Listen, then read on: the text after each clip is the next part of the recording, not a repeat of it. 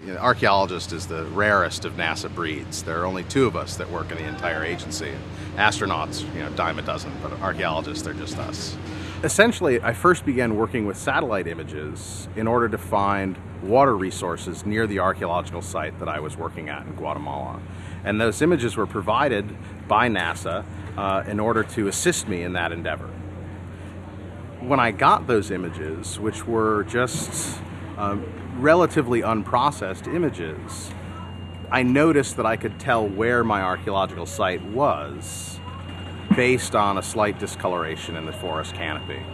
You can see that these areas that you see in red are essentially just high canopied rainforest. And this area over here that you see sort of as a cyan is a low canopied forest, a scrub forest in the northeastern Petén of Guatemala.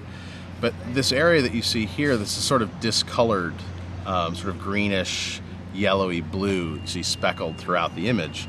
That's actually the archaeological site of San Bartolo. And if you superimpose the architecture from the known map of San Bartolo over that image, you can see the degree to which all that architecture correlates with this discolored pattern.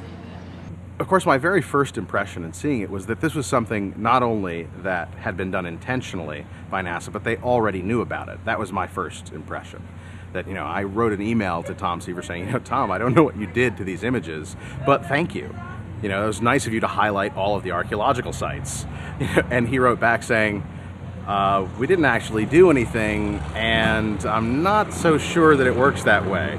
Because, satellite images are looked at by lots of people. I mean, people that come around the Folklife Festival this week are all going to be staring at various satellite images. And to a certain extent, looking at a satellite image can be like looking up at the clouds. Right? If I look up at the clouds and I say, you don't see the bunny in the rocking chair? You don't see that? And you're like, bunny in a rocking chair? I don't know what you're talking about. Right? Well, you can look at a satellite image and your eyes can pull out shapes and details that may or may not be there. And so that was their first impression of what I had done. It was only after backing all of that up with numerous GPS points, essentially, being able to go out and navigate to each and every archaeological site using that satellite image as a guide, that it became clear that we were really onto something. Yeah, the Folk Festival has been really neat the past few days in terms of really trying to, because what I do is essentially a very technological thing, and to try and communicate the sort of technology of what I do without actually using technology to a group of either kids or adults has been really challenging, and I've really enjoyed that. Anyway, so I've been telling them this is my makeshift radar sensor. Right? That radar emits radiation, which penetrates a little bit into the Earth's surface and bounces back. And many of them have pointed out to me that that's just a rake, right? And yes, I understand that. I work for NASA. I know it's a rake. If I drag the rake across the surface here,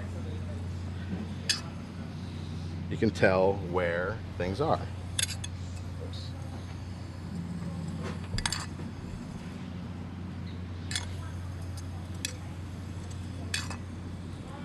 So that you can then have them say, where in this sand are you going to find material and what's it going to look like? Well, here they see that there's, not only do they hear blip, right, but they can see that the track has been interrupted. Right? And they can tell that if they were to uncover things here, they're going to find something. Or if they uncover something here, that not only they are going to uncover something, but it's going to be linear and it's going to be diagonal. So it's really a very simple exercise to talk about how we see things that would normally be concealed from view. My own research takes place using another surface of the Earth that we can't see through, which is the rainforest. So from the viewpoint above the rainforest, looking down on it, you can't see the ground surface. But nonetheless, you can use indications in the canopy itself to tell you what's hidden beneath.